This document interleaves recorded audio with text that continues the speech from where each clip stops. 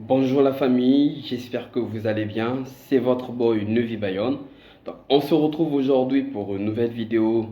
Comme vous le savez, c'est écrit sur la description de toute façon. La procédure Campus France de A à Z.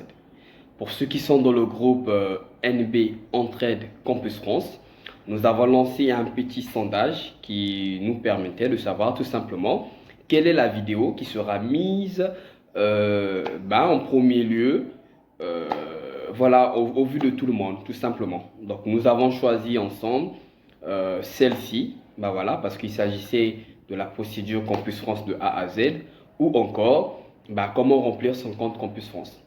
Donc, ce qui signifie, c'est que cette vidéo concerne la démarche Campus France. Et la prochaine sera tout simplement comment remplir son compte Campus France. Tout simplement. Donc, sans pourtant tarder, nous allons passer sur les choses sérieuses, sur ce que nous attendons tous. Donc, il s'agit bien entendu de voir ensemble comment se passe la procédure Campus France, ou encore mieux, comment faire ou comment se déroule lorsqu'on veut aller étudier en France. A tout de suite.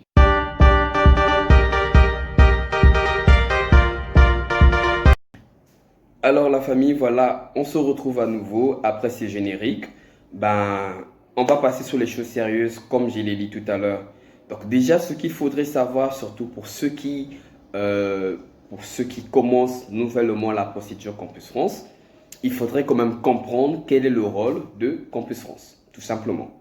Alors moi personnellement, à chaque fois quelqu'un me demande tout simplement de définir Campus France, j'ai toujours dit que Campus France est vu comme étant un pont. C'est-à-dire qu'un pont qui existe entre les universités ou encore les écoles françaises et les étudiants ou encore les chercheurs. Parce qu'il ne s'agit pas que pour les étudiants, il y a aussi des chercheurs étrangers, tout simplement. C'est-à-dire que Campus France est là au milieu. Campus France vous aide à pouvoir élaborer votre projet d'études et les soumettre aux universités. Sans plus temps tarder, on va passer comme on l'a dit pour éviter de traîner. Alors, ce qu'il faudrait retenir, c'est que la procédure Campus France est divisée en deux parties. C'est-à-dire, je m'explique, il y a la partie de la préinscription, c'est-à-dire tout ce qui est école, université et tout. Et en plus, il y a la partie consulaire. La partie consulaire, il s'agit tout simplement de la demande de visa. Alors, on verra ensemble si la vidéo n'est pas trop longue. On fera une deuxième partie où nous allons parler spécialement de la partie consulaire. Parce que pour éviter que la vidéo soit longue, parce que si la vidéo est longue, une vidéo de 2 heures, 3 heures, vous n'allez pas la suivre jusqu'à la fin. Et YouTube ne va pas recommander ma vidéo. Ah oui, je pense que vous ne le savez pas. Lorsque la vidéo n'est pas vue jusqu'à la fin, YouTube tout simplement se dit que c'est une vidéo qui n'a pas une bonne... en fait, son contenu n'est pas trop avancé. Donc du coup, il ne le recommande pas. Peut-être que vous ne le savez pas. Voilà. Donc on va passer sur ce qu'on s'est dit, sur ce qu'on doit parler tout simplement.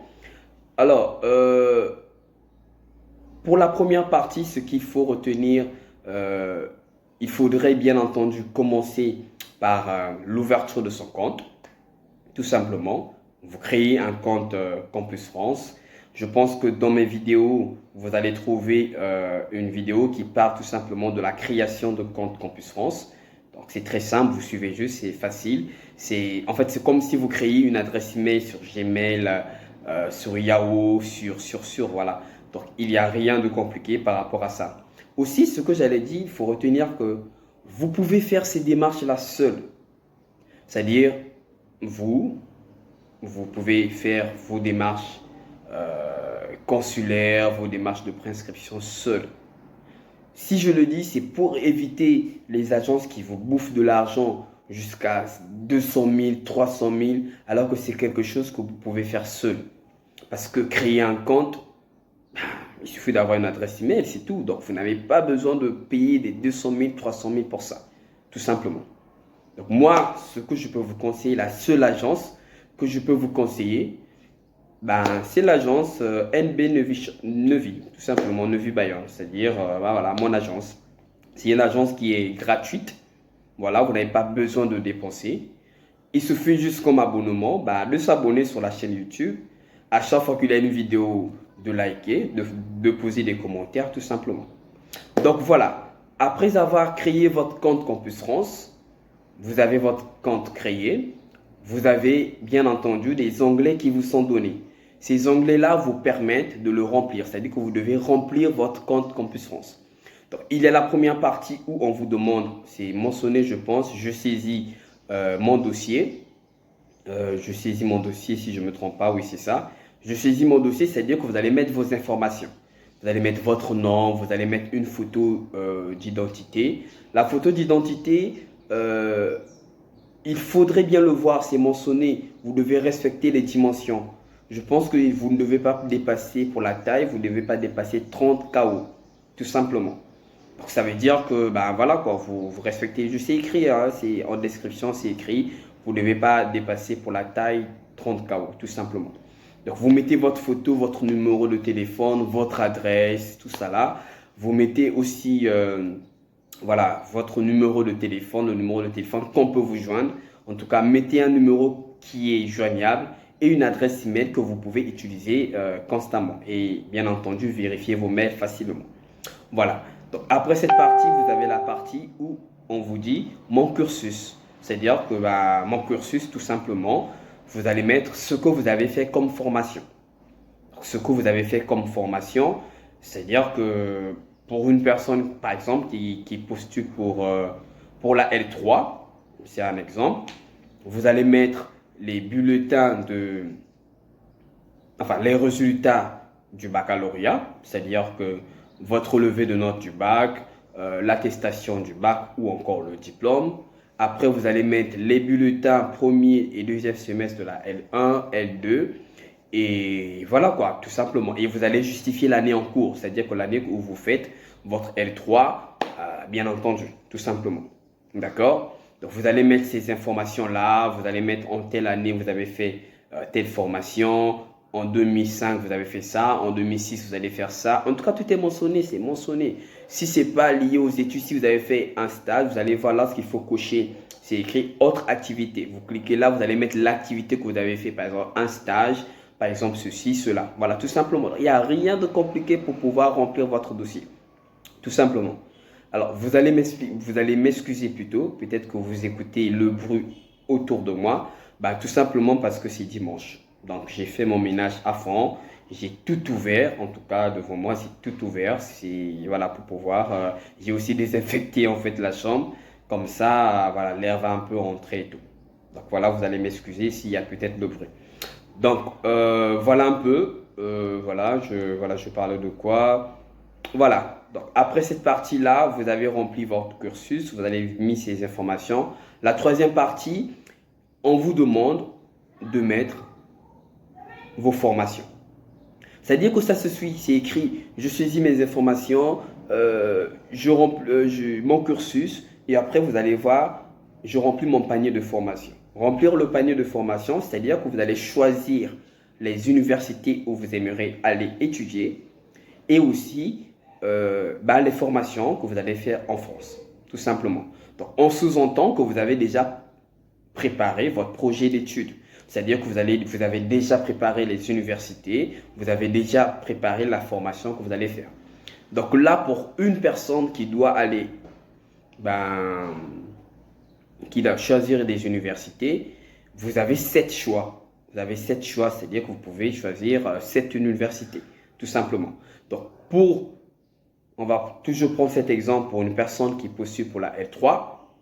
Alors, j'ai un conseil aussi à vous donner pour ceux qui veulent, par exemple, si vous êtes en L3 dans votre pays actuellement, moi, je vous conseille toujours de postuler pour l'année en fait que vous avez, que vous passez dans votre pays.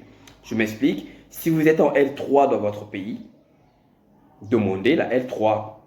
Pourquoi? Parce que vous savez, en France, le niveau d'études ou encore tout simplement les modules ne sont pas toujours les mêmes.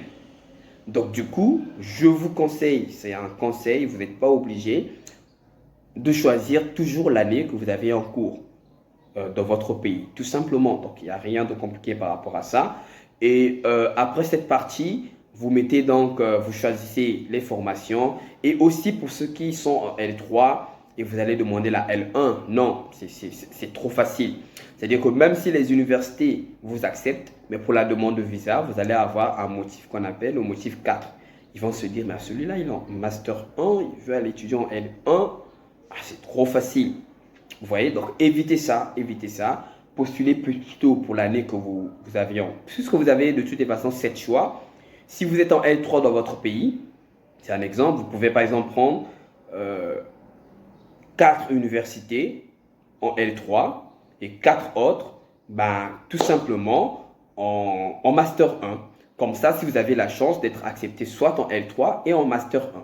Tout simplement. Donc, voilà, il n'y a rien de compliqué. Vous faites ça. Après cela, vous choisissez vos formations et autres. Vous allez écrire pour chaque université, vous avez une lettre de motivation où vous allez mentionner votre projet d'études et votre projet professionnel. Alors, je ne vais pas trop me donner les détails de la prochaine vidéo ensemble. Voilà, je ferai aussi une vidéo où nous allons parler des projets d'études et projets professionnels, tout simplement. Donc, après cette partie-là, vous vérifiez que votre dossier est bien complet. Vous n'avez rien oublié. Toutes les informations sont correctes. Vous allez maintenant soumettre votre dossier à Campus France. C'est-à-dire qu'après avoir mis ça, vous allez voir une autre partie où on dit « Soumettre mon dossier à Campus France ». Dès que vous allez soumettre votre dossier, Campus France a la confirmation. Campus France maintenant vous demande, vous envoie un mail ou encore un message, une notification sur votre compte, vous demandant d'aller payer les frais de dossier. Bon, le plus souvent, par exemple, au Sénégal, je pense que c'est 75 000. Au Congo-Brazzaville, c'est 60 000. En tout cas, c'est autour, hein, dans chaque pays, c'est autour de ces montants-là, tout simplement. Donc, vous allez avoir, Campus France va vous donner le numéro de compte. Excusez-moi, vous allez prendre votre numéro, votre identifiant. Vous allez voir que vous avez un identifiant juste en haut lorsqu'il y a votre nom. Vous allez de la banque concernée, vous payez les frais. Dès que vous payez, vous avez un reçu. 2 jours après, en tout cas les jours qui vont suivre, Campus France vous envoie une confirmation pour vous dire que votre paiement a été enregistré. Après avoir enregistré ce paiement-là, quelque temps, ils vont vous dire que votre dossier est en cours de traitement. D'accord? En cours de traitement, c'est-à-dire qu'ils vont analyser votre dossier. Pas qu'ils vont analyser pour vous donner des réponses, non. Mais ils vont analyser pour voir s'il y a des défauts, s'il y a quelque chose à ajouter, s'il y a quelque chose à changer. Parce que voilà pourquoi j'ai dit qu'ils sont vus comme étant un pont qui existe entre vous, entre nous et tout simplement les universités. Donc s'il y a quelque chose que vous avez oublié, excusez-moi, ils vont vous dire, monsieur Bayom, il y a quelque chose que vous avez oublié. Merci de modifier ça. Merci d'ajouter ça. Merci, merci. Vous recevez le dossier et vous corrigez. Il faut savoir que lorsque vous allez soumettre pour la première fois, tant que Campus France ne vous donne pas la possibilité de modifier quelque chose, vous ne pouvez rien modifier. Donc, rassurez-vous de bien revoir votre dossier avant de soumettre. Donc, s'il n'y a pas de correction, Campus France vous envoie un mail ou encore une convocation pour vous demander de prendre un rendez-vous pour un entretien. Donc, vous allez passer un entretien au niveau de Campus France. Alors, cet entretien, ce qu'il faut retenir, c'est un entretien qui est vraiment précieux, s'il faut le dire, qui est vraiment important. Parce que dans cet entretien-là, vous allez en fait, vous allez parler de votre projet d'études. Pourquoi vous allez en France? Vous voulez faire quelle formation? Ne paniquez pas, c'est un entretien, comme tout entretien. L'agent va juste, en fait, c'est juste pour se rassurer. Pourquoi vous allez en France? Ils vont vous demander, par exemple, qu'est-ce que vous allez faire en France? Donc, votre projet d'études, en fait, quelle formation et votre projet professionnel, c'est-à-dire ce que vous allez faire demain. J'ai dit qu'on aura une vidéo où nous allons parler de ça. Donc, après cette partie-là, vous passez votre entretien calmement. Après l'entretien, Campus France va vous confirmer que votre dossier a été soumis aux universités. C'est-à-dire qu'ils ont envoyé tout le document que vous avez envoyé à leur niveau. Ils vont maintenant l'envoyer aux universités. En ce moment-là, maintenant, les universités vont analyser. C'est-à-dire qu'ils ont beaucoup de candidats. Tout le monde a la chance d'être accepté. Donc, vous êtes conscient que vous avez choisi des bonnes universités qui ont l'habitude d'accepter les étrangers parce qu'il y en a beaucoup. On va en parler, je vous ferai une liste. Donc, voilà, les universités vont analyser. Vous allez attendre, tout simplement. Vous allez attendre des réponses. Il y aura une date aussi donnée aux universités pour vous donner les réponses. Voilà. Après l'analyse, chaque université donnera sa réponse. Si vous êtes accepté ou si vous n'êtes pas accepté. Si vous n'êtes pas accepté, ils vont vous donner le motif. Par exemple, le niveau insuffisant, tel motif, ça nous n'avons pas aimé et tout. Si vous êtes accepté aussi, ils vous félicitent, ben, vous avez été accepté dans telle formation, tout simplement. Et là, c'est ce que nous souhaitons plus. Donc, sur les 7, si vous avez 7 acceptations, tant mieux. Si vous avez 2, tant mieux. Si vous avez une aussi, tant mieux. C'est ce qui compte en fait. Donc, si vous avez 2 acceptations, ben, vous allez maintenant faire le choix. D'accord? Vous allez maintenant faire le choix entre les deux lorsque vous allez faire votre dernier choix. S'il y a une, ben, vous le confirmez tout simplement. Maintenant, pour ceux qui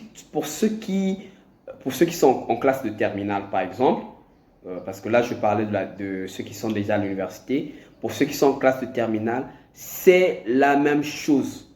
C'est-à-dire que pendant que vous êtes en terminale, vous préparez votre bac, vous allez remplir la même chose pour si vous voulez faire L1 et tout ça là. Mais si vous voulez faire, peut-être le BTS, les classes préparatoires, ça c'est sur Parcoursup. C'est-à-dire que Parcoursup, c'est un peu comme Campus France, tout simplement. C'est-à-dire que vous avez Parcoursup, c'est pour le BTS et autres. Hein, je vais vous mettre le lien en description. Vous allez sur Parcoursup, vous allez faire vos choix, voilà, du BTS que vous voulez choisir. Mais vous allez toujours revenir sur Campus France aussi. C'est-à-dire que vous êtes toujours obligé d'avoir un Campus France. Si vous avez les acceptations sur Parcoursup, vous allez prendre cette acceptation-là que vous allez mettre dans votre compte Campus France. Voilà pourquoi j'ai dit Campus France, c'est toujours comme ça. Pour ceux qui vont aussi faire le choix pour les écoles privées, c'est la même chose. Sauf que pour les écoles privées, c'est à vous. Vous avez comment dirais-je, vous avez cette responsabilité de contacter les écoles pour dire, j'aimerais t'inscrire dans votre école. Vous allez leur soumettre votre dossier. Alors, c'est à vous de parler avec les écoles.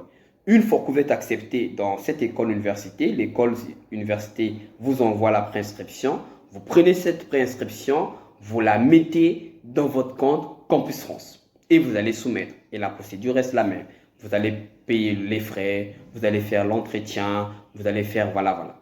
Maintenant, pour ceux qui vont faire Parcoursup, vous pouvez faire à la fois Parcoursup et Campus France. C'est-à-dire que vous pouvez demander les L1, les 7 choix L1 sur Campus France et faire les choix en BTS, par exemple, tout simplement, donc sur Parcoursup.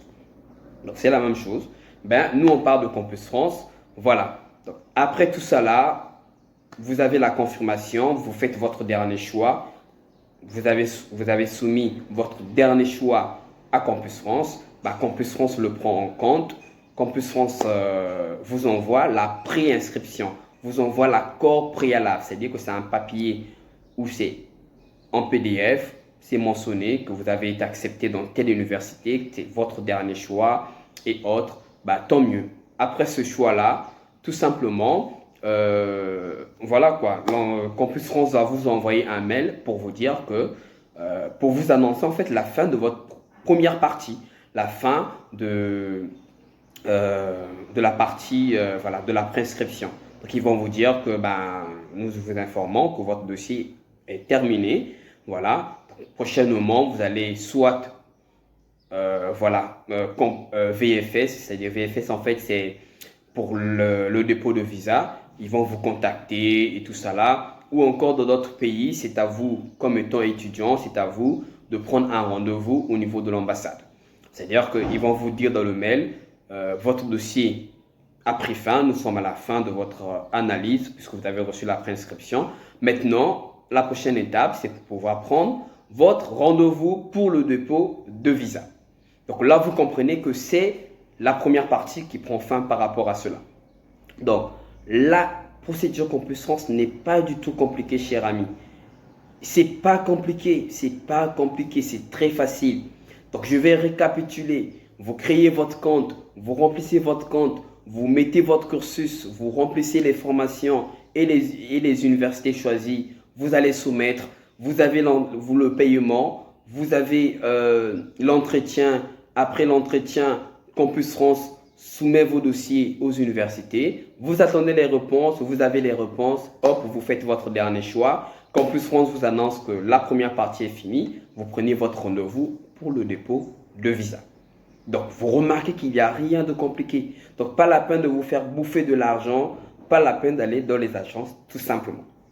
Donc, voilà un peu, voilà, Campus France. Donc, je répète, il n'y a pas une autre plateforme que Campus France pour les étrangers qui aimeraient étudier en France. Voilà, je le précise et je le répète. Toute personne qui aimerait étudier en France doit passer par là. Même si vous êtes le fils ou la fille d'un président, si vous voulez étudier en France, vous devez passer par Campus France. À moins que vous allez pour une autre, peut-être pour vivre et tout, vous avez été déclaré. Ça, c'est une autre procédure. Mais si c'est pour aller étudier, c'est la seule procédure. Donc voilà les amis, cette première partie, je pense qu'on fera une deuxième partie où nous allons parler de la procédure visa, tout simplement. D'accord? Donc, surtout, n'hésitez pas une fois de plus, si vous avez des questions, de les poser en commentaire. Je suis là pour ça. Si vous avez des questions, posez-les en commentaire. Bien entendu, si vous avez aimé cette vidéo, pour m'encourager, likez la vidéo. Même si vous n'avez pas aimé aussi la vidéo, likez la vidéo, laissez les commentaires et aussi ce qui est important, de vous abonner sur la chaîne YouTube. Parce qu'il ne faut pas seulement suivre les vidéos, il faut aussi s'abonner. C'est aussi ça le bon sens. Donc, n'hésitez pas de vous abonner, d'activer la cloche de notification, ce qui vous permettra de pouvoir être informé sur toutes les vidéos qui seront mises en ligne, tout simplement. Voilà, donc il ne reste qu'à vous remercier pour vous qui me soutiennent, pour vous qui m'encouragent. Tout simplement, je vous dis merci. Et voilà, on se revoit à très bientôt. Merci.